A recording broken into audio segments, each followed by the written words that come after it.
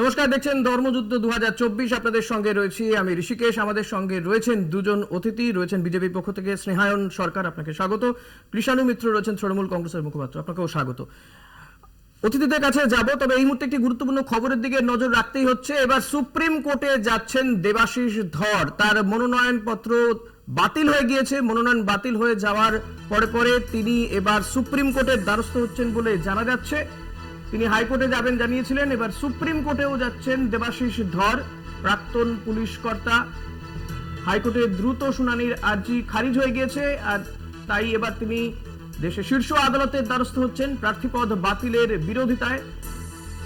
কোর্টে যান দেবাশিস ধর। পীযূষ কান্তি নাগ রয়েছেন। পীযূষ, কি জানা যাচ্ছে বিষয়? দেখো, বিজেপি প্রার্থী দেবাশিস ধরের মনোনয়নপত্র বাতিল হয়ে যাওয়ার পর তিনি কলকাতা হাইকোর্টের দ্বারস্থ হয়েছিলেন, কিন্তু বিচারপতি একক বেঞ্চের বিচারপতি সব্যসাচী ভট্টাচার্য এই মামলায় হস্তক্ষেপ করবেন না বলে জানিয়ে দেওয়ার পর প্রধান বিচারপতি ডিভিশন বেঞ্চে আবেদন জানান দেবাশিস ধরের আইনজীবীরা। দ্রুত শুনানির আবেদন জানালেও প্রধান বিচারপতি তাতে কর্ণপাত করেননি। তিনি পরিষ্কার জানিয়ে দিয়েছেন নির্দিষ্ট নিয়ম মেনে এবং নির্দিষ্ট প্রক্রিয়াতে এই মামলার শুনানি তিনি সোমবার গ্রহণ করবেন। ফলে এমত অবস্থায় কলকাতা হাইকোর্ট থেকে কোনো সুরাহা না পেয়ে প্রধান বিচারপতির এজলাস থেকেও কোনো সুরাহা না পেয়ে, দ্রুত শুনানির আশ্বাস না পেয়ে অবশেষে তার আইনজীবীরা সিদ্ধান্ত গ্রহণ করেছেন তারা সুপ্রিম কোর্টের দ্বারস্থ হবেন এবং সুপ্রিম কোর্টে নির্বাচন কমিশনের এই সিদ্ধান্তকে চ্যালেঞ্জ জানিয়ে তারা সুপ্রিম কোর্টে মামলা দায়ের করবেন। এখন দেখার যে সুপ্রিম কোর্টের বিষয়ে কোন রকম হস্তক্ষেপ করে কিনা। বেশ, অনেক ধন্যবাদ পীযূষ। কথা বলছেন আমাদের প্রতিনিধি পীযূষ কান্তি নাগের সঙ্গে। দেবাশিস ধর তিনি এবার সুপ্রিম কোর্টের দ্বারস্থ হচ্ছেন। তার প্রার্থীপদ বাতিল হয়ে গিয়েছে, মনোনয়নপত্র বাতিল হয়ে যাওয়ার পরে পরে তিনি হাইকোর্টের দ্বারস্থ হন, কিন্তু দ্রুত আর্জি দাবি খারিজ হয়ে যায়। এবার তিনি সুপ্রিম কোর্টের দ্বারস্থ হচ্ছেন বলে জানা যাচ্ছে। বীরভূমের বিজেপি প্রার্থী ছিলেন দেবাশিস ধর, কিন্তু তার মনোনয়ন বাতিল হয়ে গিয়েছে। শতাব্দী রায়ের বিরুদ্ধে দাঁড়িয়েছিলেন। ফলত তিনি এই সিদ্ধান্তকে চ্যালেঞ্জ করে এবার দেশের শীর্ষ আদালতের দ্বারস্থ হচ্ছেন।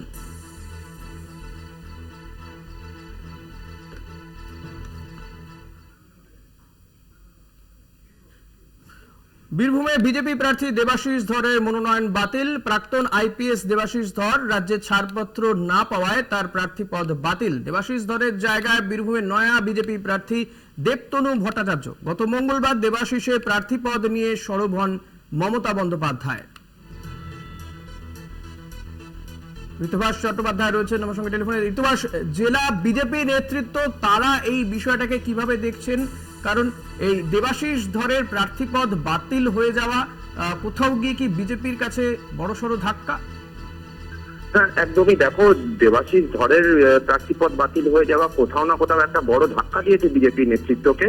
তবে তারা কিন্তু কোনোভাবেই সেই ধাক্কার কথা স্বীকার করতে নারাজ। তারা বলছেন যে সিম্বলিক ভোট হবে, অর্থাৎ এই পদ্মফুল চিহ্নে যেই দাঁড়াক না কেন সেই কিন্তু জিতবে। এবং ঠিক উল্টো কথা বলেছেন কিন্তু শতাব্দী রায়। তার দাবি যে দেবাশিস ধরের জন্য তিনি যেমন বলেছেন যে আমার খারাপ লাগছে, পাশাপাশি তিনি এটাও বলেছেন যে দেবাশিস ধরই থাকুক বা তার জায়গাতে অন্য কেউ প্রার্থী হোক, আমার কিছু আসে যায় না, আমি আগেও জিততাম এবং এখনো জিতবো। তবে তোমাকে আর একটা কথা বলে রাখি, গত 23 তারিখে মুখ্যমন্ত্রী মমতা বন্দ্যোপাধ্যায় এসেছিলেন জেলায় এবং তখন এসে কিন্তু তিনি দেবাশিস ধরকে নিশানা করেছিলেন না। তারপরেই আমরা দেখি গতকাল তড়িঘড়ি বিজেপির তরফে একটি বিকল্প প্রার্থী দেওয়া হয় এবং সেই বিকল্প প্রার্থী হলেন আসানসোলের বিজেপি নেতা দেবতনু ভট্টাচার্য। এবং তিনি দীর্ঘদিন আরএসএস করেছেন বলেও আমরা জানতে পারছি। সে দেবতনু ভট্টাচার্যকে কিন্তু বিকল্প প্রার্থী হিসেবে দেন এবং তারপরেই সাংবাদিকদের মুখোমুখি হয়ে রাজ্য বিজেপির সাধারণ সম্পাদক জগন্নাথ চট্টোপাধ্যায় বলেন যে দিদিমণি অনেক রকম কলকাঠি নাড়ার চেষ্টা করছে এবং সেই কলকাঠিকে প্রতিহত করার জন্যই আমাদের এই চাল। এবং তারপরেই কিন্তু একটা আশঙ্কা দেখাই গিয়েছিল যে কোথাও হয়তো দেবাশিস ধরের প্রার্থীপদ বাতিল হতে পারে বা মনোনয়ন বাতিল হতে পারে। আর সেই আশঙ্কায় কিন্তু কার্যত সত্যি হলো। আজকে দেবাশিস ধর সংবাদ মাধ্যমের মুখোমুখি হয়ে বলেন এটা একদম সম্পূর্ণ রাজনৈতিক একটি চক্রান্ত। অনেক ধন্যবাদ ঋতুভাস। কথা বলছেন প্রতিনিধি ঋতুভাস চট্টোপাধ্যায়ের সঙ্গে। দেবাশিস ধর তিনি কি বলছেন আপনাদের শোনাবো, পাশাপাশি দেবাশিস ধরের যিনি প্রতিদ্বন্দ্বী ছিলেন, অর্থাৎ কারণ ছিলেন বলছি কারণ দেবাশিস ধরের তো প্রার্থীপদ বাতিল হয়ে গিয়েছে, শতাব্দী রায় যিনি এই বীরভূম কেন্দ্রে তৃণমূল কংগ্রেস প্রার্থী, তিনি কিভাবে দেখছেন গোটা বিষয়টাকে শুনবো। সার্টিফিকেট যেটা কি বলে ওনারা ইসিআই থেকে ক্লারিফিকেশন নিয়েছিলেন, ওটা মানে ইয়ের জন্য ওটা টেকনিক্যাল ডিফেক্ট হিসাবে ধরছেন, ফলে ওটাও নাকি মানে এই মুহূর্তে অ্যাকসেপ্ট করা যাচ্ছে না। তাহলে কি আপনার প্রার্থীপদ খারিজ হয়ে গেল?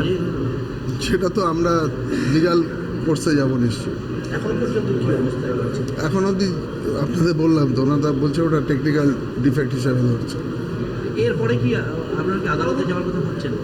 অবশ্যই আদালতে যাব। মানে সেই সময় কি পর্যাপ্ত সময় রয়েছে আদালতে গিয়ে আবার এখানে আজকে আমরা আদালতে কালকে তো প্রার্থীপদ প্রত্যাহারের শেষ দিন, আজকেই এটা মানে আদালতের দিক নির্দেশ করবে। কি মনে হচ্ছে, আপনি কি হতাশ? না হতাশ হবো কেন, আমাদের আরও প্রার্থী আছে, যদি আমি না লড়তে পারি অন্য কেউ লড়বে, এতে ইয়ে করার জন্য ছিল। প্রথম থেকেই তো কনফিউশন ছিল যে যখন প্রার্থী অ্যানাউন্সমেন্ট হচ্ছে না করে এতদিন পরে হলো, তারপর 2-3 দিন ধরে যখন থেকে আরও একজন ফাইল করেছে তখন থেকেই সবাই বুঝতে পারছিল যে এটার মধ্যে কোনো ডাউট আছে ওদের, তাই জন্য আরেকজনকে ফাইল করিয়েছে। তারপরেও আমার ধারণা যে উনি, আমি মানে বিরোধী হলেও আমার খারাপ লাগছে, কারণ একটা মানুষ যখন প্রার্থী হয় তার একটা মেন্টাল প্রিপারেশন থাকে, সে লড়বে, জিতবে না জেনেও লড়বে, কিন্তু লড়ারও একটা তো সেট আপ থাকে। তবে এটা একটা কথা যে উনি লড়লেও আমি জিততাম, উনি যদি নাও লড়েন তাহলেও আমি জিতবো, কারণ ওনার উপস্থিতি অনুপস্থিতি কোনোটাই আমার জেতার সঙ্গে ম্যাটার করবে না।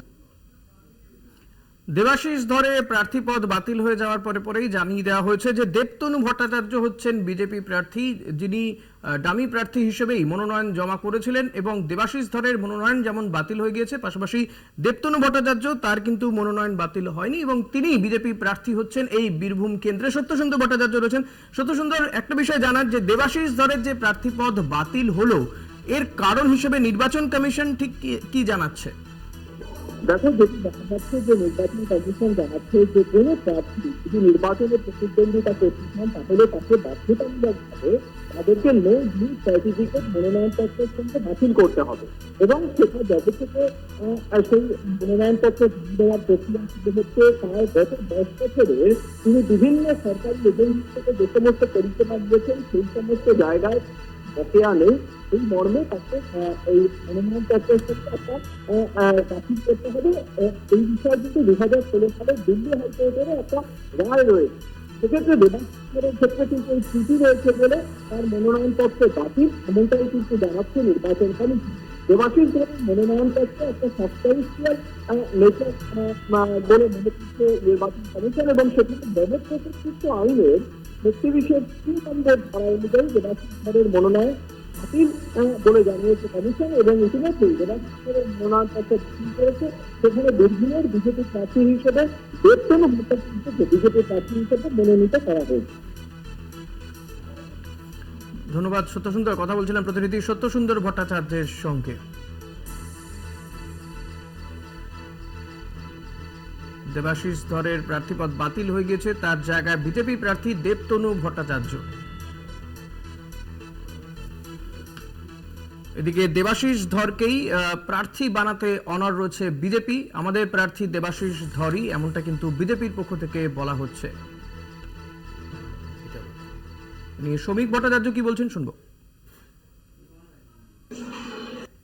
9 এপ্রিল 2024 সর্বশেষ নির্দেশ এই সম্পর্কিত, সেখানে ক্যাটেগরিক্যালি বলে দেওয়া আছে নো ডিউ সার্টিফিকেট ওপর ভিত্তি করে কারণ মনোনয়ন বাতিল করা যায় না।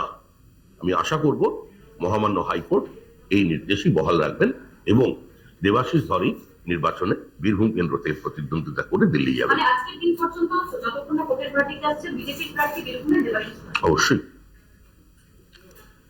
আমি স্নেহন আপনার কাছে আসবো। এই দেবাশিস ধরের এই যে প্রার্থীপদ বাতিল হওয়া, এটা কি কোথাও গিয়ে বিজেপির কাছে একটা ধাক্কা? কারণ তাকে ঘিরে তাকে প্রজেক্ট করা হচ্ছিল, যদিও এখনো আপনারা অনড় রয়েছেন যে তাকেই আপনারা ওই কেন্দ্রে প্রার্থী হিসেবে দেখতে চাইছেন। না এখানে ধাক্কার কোনো বিষয় নেই। দেখুন, আমাদের লড়াইটা হয় সংগঠনের ওপর, আমাদেরকে মানুষ ভোট দেয় প্রতীকের ওপর এবং নরেন্দ্র মোদীজির কাজের ওপর। প্রার্থী কে হলো সেটা ততটা ম্যাটার করে না। যদিও বা বিষয়টা হচ্ছে গিয়ে উনার প্রার্থীপদ কেন খারিজ হলো, বিষয়টা যদি তাই হতো না, আমি তাহলে একটু তো তাকে complete করে পদত্যাগ নিই। করিয়ে আমি প্রার্থী করা complete হতো করে না। নিই। তার যদি প্রার্থীপদ খারিজ কেন হলো এবং তার ইঙ্গিত 23 তারিখে অলরেডি মমতা ব্যানার্জি তার সভা থেকে আগে থেকে দিয়ে দিল কিভাবে, সেগুলো তো দেখুন এখন এইটা আমরা এখন এই নিয়ে কোনো কথা বলা ঠিক হবে না, কারণ ব্যাপারটা এখন কোর্টে আছে, উনি সুপ্রিম কোর্টেও গেছেন, ব্যাপারটা যেহেতু সাবজুডিশিয়াল ম্যাটার, তো কোর্ট আগে রায় দিই, তারপর আমরা আগামী যা প্রতিক্রিয়া হয় সেটা তারপরে তো দেবো, ডেফিনেটলি দেবো।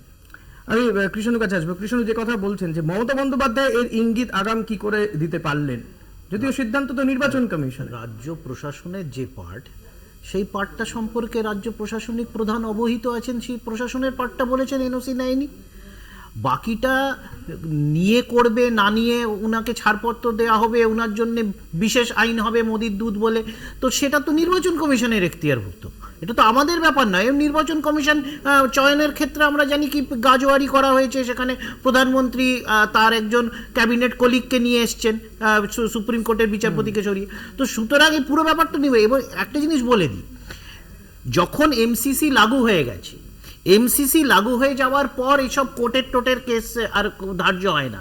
এমসিসি মানে ইলেকশন কমিশনই হচ্ছে, সে ঠিক করবে কোথায় কি হবে, তারপরে কারুর কোনো নির্দেশ আসবে না যে কোথায় কি চেঞ্জেস এতে। ওই জন্য আমরা কিছুদিন আগে দেখেছিলাম মহামান্য বিচারপতির অবজারভেশন ছিল যে ইলেকশন কমিশনকে কনসিডার করার জন্য বলেছিলেন একটা বহরমপুরের মামলাতে।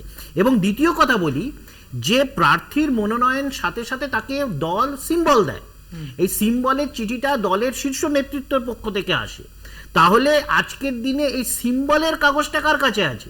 এই যে আমরা আরেকজন প্রার্থীর নাম শুনছি, তিনিও নাকি মনোনয়ন করেছেন, কিন্তু দুজন তো সিম্বল না। আগে যদি একজনকে সিম্বল দিয়ে দেওয়া হয়, দলের যে এখতিয়ার আছে সে সিম্বলটাকে উইথড্র করে আবার নতুন প্রার্থীকে দেওয়া যেতে পারে। এখানে আমরা জানি না যে সিম্বলটা কার আছে, কারণ কি যিনি সিম্বল নিয়ে ফর্ম জমা করবেন তিনি দলের প্রার্থী হয়ে যাবেন, তারটা যদি রিজেক্ট হয়ে যায় আর অপর প্রার্থী যদি সিম্বল না জমা করতে পারেন, তাহলে তো তিনি সেই দলের প্রার্থী হিসেবে ওই সিম্বলে লড়তে নির্দল পারবেন, হিসেবে থাকতে পারেন হয়তো। সেটা আলাদা ব্যাপার, কিন্তু সেই সিম্বল তো পাবেন না।